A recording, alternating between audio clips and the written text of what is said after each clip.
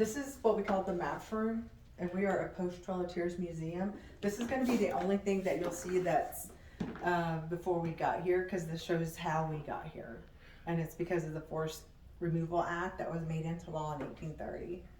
Okay. So, and it gives you all the directions in which they walked. Do you know which one didn't walk out of the 5? Creek? The Seminoles. They're the only ones that went by boat. They went through the Gulf, up the Mississippi. And then through the 3 rivers. Into Oklahoma. Wow. Removals.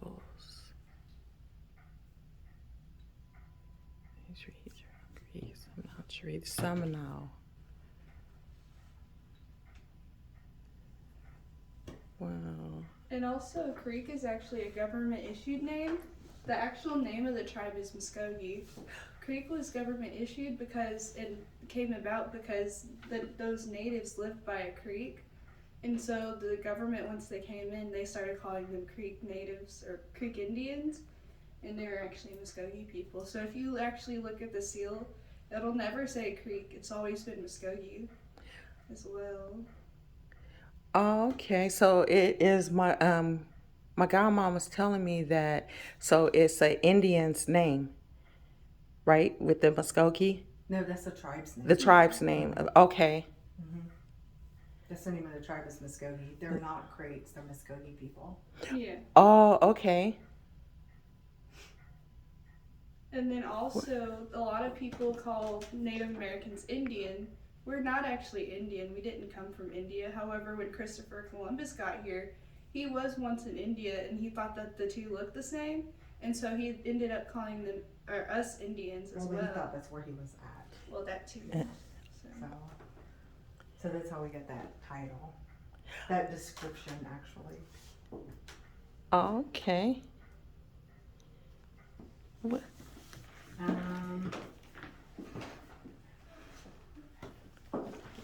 And this right here, this map is actually the current, today, the boundaries for the tribes. And this is the original 5, is what we're referred to as, is the original 5.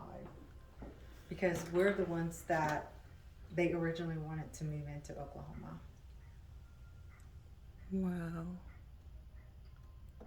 We're also currently in Muskogee territory as well. And if you look on the map, right here, Muskogee District 1, that's currently where we are. Oh, okay. In what's known as Creek territory, but it's actually Muskogee territory. And they just got a permission to do rebranding last year. So as you drive around this area in their territory, you'll notice that it says Muskogee/Creek. So we're thinking about, I think they were thinking about 3 years. So in a couple more years, because it takes money to do a rebranding, they'll be able to completely remove the word creek from everything. Oh. So you'll never see that word again. Wow. Which is a good thing. So everything will have to be updated.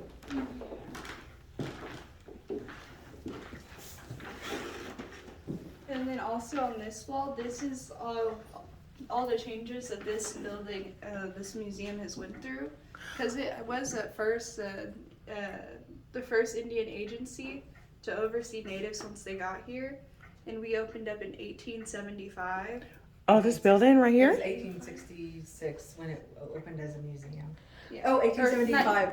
I'm sorry. 1875 I'm getting ahead of when it you. Yeah, And then- 1875 is when it opened as the Indian Union Agency. I'm In sorry. 1966, when it opened up as a museum from the Dakota Club, they helped open it. Oh. Wow, look at all the changes it went through. But yeah, after it was the Indian Agency, it turned into a Creek Freedmen orphanage home for about 2 to 3 years. And then after that, it just went through different stages. Like at some point, it became a French chateau, a dance hall, tea room kind of thing. And then after that, it kind of fell into disrepair. And then that's whenever the Dakota Club came through, and they ended up were able to get the building from VA, and then they decided to repair everything, and then finally turned it into the museum that it is today in 1966. This is nice.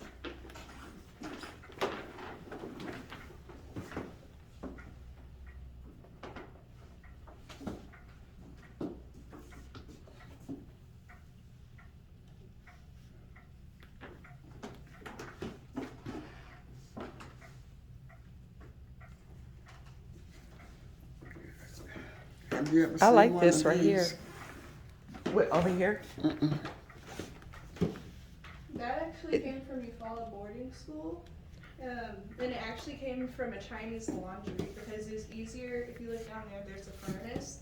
And it's easier to heat up all of those irons. Those are irons. Oh, It's iron clothes in yeah. there. And that's how they used to iron clothes for Native We used Americans. to heat them on the stove. So that's how they used to heat them. Okay. Yes, But this is, like she said, from a Chinese laundry or something, that stove. And it But- came, we actually got it from Eufaula boarding school because boarding schools were a big thing back then. And so it'd be easier just to pick one up and to keep on ironing. So for Yeah. 8 hours a day, they'd iron laundry for 3 hours of education. By that time, you're so tired, good luck really retaining anything because the Right. government knew that knowledge is power. And so therefore, 3 hours and after 8 hours of work, you're going to be exhausted. Yeah, that it is a lot. And two, they were trying to teach natives how to be domestic. Like we didn't know what laundry was. Your mom used one of these. Yeah, I remember seeing that. I remember it at Mama Maddie's house. Yeah. And a lot of people today, we hear people all the time, they'll use them as door stops because they're so heavy. They're Yeah. about 10 pounds a piece. Yeah. Yeah. Wow. And then, Are you familiar with the code talkers? I'm not. The code talkers are Native Americans who used their language during World War I and World War II, and that's what helped them win the wars. Because nobody could break the language. Because like all the other languages, the countries had interpreters for those. Say like Chinese, French, English, Japanese, Korean, they had interpreters for all of those. And our government heard these two Choctaws on each side of the radio. They realized they were Choctaw, and then they were talking, just a rough story. They were talking to each other in Choctaw, and that's when the government realized what they had on their hands. So they managed to organize. World War I kind of set it up, and then they perfected it definitely by World War II.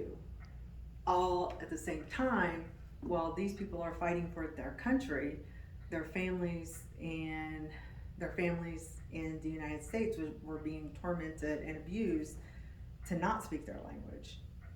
While the government, on the same hand, is using it to win these world wars. So that's what the boarding schools were for, is to take away their language and their life and their culture. But what Wow. about the Trail of Tears? That's the forced removal that happened in 1830, signed into law by Andrew Jackson. Actually, the Trail of Tears, to me, kind of takes away from the point of what happened. It's a forced removal. A Trail of Tears to me just sounds like a sad thing. It is sad. It is.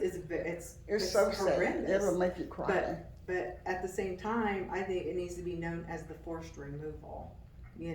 Because it wasn't something we wanted to do. Right. So, yeah. And I think hearing the word Trail of Tears, like for younger generations, I don't think they understand the impact of what was happening or what the history actually is. That's why I think, for me, I always say the forced removal because it's what it was. Because it became law and it wasn't allowed to become law. But yeah, this is what I always think of when I see, and they didn't get their credit, even to this day, they still haven't got the credit due to them. And all these guys are gone. And they still, to me, I don't feel like were acknowledged like they should have been for doing this massive thing for this country. All at the same time, in this country, their families are being tormented not to speak the language. So, but they didn't get their credit, I don't think. Because it wasn't until the 80s, 90s is when the Affirmation really started getting out there that these people existed, so that these code talkers existed. So yeah, they didn't. To me, in my opinion, they didn't get the credit that they deserved for doing what they did. Wow. Well, that's sad.